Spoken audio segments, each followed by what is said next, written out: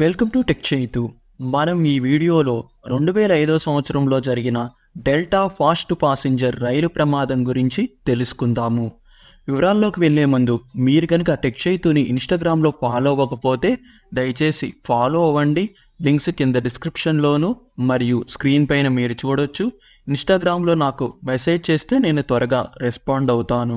అది 2005 సంవత్సరం అక్టోబర్ 29వ తారీఖున డెల్టా ఫాస్ట్ పాసింజర్ ట్రైను తెలంగాణలో యాదాద్రి భువనగిరి జిల్లా పరిధిలోకి వచ్చే వలిగొండ ప్రాంతంలో ఘోర ప్రమాదానికి గురైంది. అప్పటికింకా రాష్ట్ర విభజన జరగలేదు.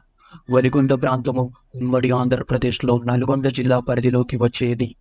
అక్టోబర్ 29వ తారీఖుకి 2 రోజుల ముందు నుండి రాష్ట్ర వ్యాప్తంగా వర్షాలు కురుస్తూ ఉన్నాయి. దాంతో వలిగొండ చుట్టుపక్కల ఉన్న వాగులు వంకలు నీటితో పొంగి పొర్లుతున్నాయి మరియు చెరువులు రిజర్వాయర్లు నీటితో నిండిపోయాయి. గుంటూరు సికింద్రాబాద్ రైల్వే లైన్ ఈ వలిగొండ విలేజ్ మీదుగానే వెళ్తుంది. ఈ రైల్వే లైన్కి దగ్గరలో ఉన్న ఒక చెరువు కూడా నీటితో నిండిపోయింది.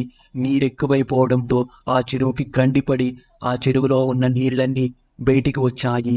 ఆ నీళ్ళన్నీ దగ్గరలో ఉన్న ఈ గుంటూరు సికింద్రాబాద్ రైల్వే లైన్ మీదుగా పారటము ప్రారంభించాయి.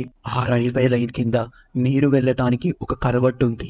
కల్వర్ట్ అంటే చిన్న బ్రిడ్జ్, కానీ ఆ కల్వర్ట్ కెపాసిటీ కంటే నీరు ఎక్కువ రావడంతో ఆ కల్వర్ట్ మరియు రైల్వే లైన్ కింద ఉన్న మట్టంతా ఆ నీటి ప్రవాహంలో కొట్టుకుపోయింది. ఆ మట్టి కొట్టుకుపోవడంతో రైల్వే పట్టాలు గాల్లో వేలాడుతూ ఉన్నాయి. అదే సమయానికి ఆ రూట్లో రేపల్లె నుండి సికింద్రాబాద్కి ప్రయాణిస్తున్న 415 డెల్టా ఫాస్ట్ పాసింజర్ రైలు ఆ ప్రాంతానికి చేరుకోగానే పట్టాలు తప్పి రైల్ ఇంజిన్ సహా 7 బోగీలు నీటిలో పడిపోయాయి.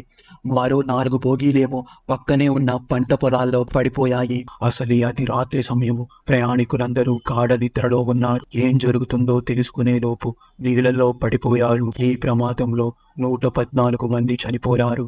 దాదాపుగా 200 మందికి గాయాలయ్యాయి. ప్రమాదం జరిగిన విషయం తెలిసిన వెంటనే navy, air force, rapid action force, RPF వాళ్ళు రంగంలోకి దిగి సహాయక చర్యలను చేపట్టారు. ఈ ప్రమాదంలో 113 మందితో పాటు లోకో పైలట్ కూడా చనిపోయారు.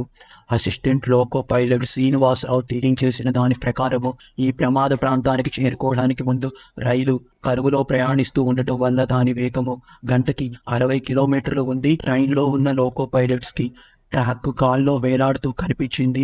లోకో పైలట్ వెంటనే ఎమర్జెన్సీ బ్రేక్ను కూడా అప్లై చేశారు. కానీ ట్రైన్కి ట్రాక్ వేలాడుతున్న ప్రాంతానికి మధ్యలో ఎక్కువ దూరం లేకపోవటం వల్ల ఎమర్జెన్సీ బ్రేక్ అప్లై చేసినా కూడా ఎటువంటి ఉపయోగం లేకుండా ట్రైన్ వెళ్ళి నీడలో పడిపోయింది అని తెలియజేశారు. మరి గ్యాంగ్ మ్యాన్ ఈ రైల్వే లైన్ డ్యామేజ్ అయి ఉండటాన్ని గుర్తించలేదా అని ప్రశ్నలు వచ్చాయి. కానీ గ్యాంగ్ మ్యాన్ కూడా వరద నీటిలో కొట్టుకుపోతే ఎవరో కాపాడారు అని రైల్వే వర్గాలు వెల్లడించాయి.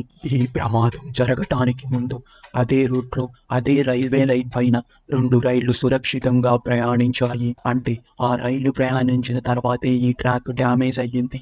దీన్ని బట్టి మనకు అర్థమయ్యేది ఏంటంటే ప్రకృతి ఉగ్ర రూపం దాలిస్తే దాన్ని ఎవరు నియంత్రించలేరు. వాయిస్ మాడ్యులేషన్ ఇలా ఉందేంటని తిట్టుకోకండి. వీటి కోసం కోటి విద్యలు అంటారు కదా, అందుకని ఇలా చేశాను. అన్ని వీడియోస్లో ఇలా ఉండదు వాయిస్.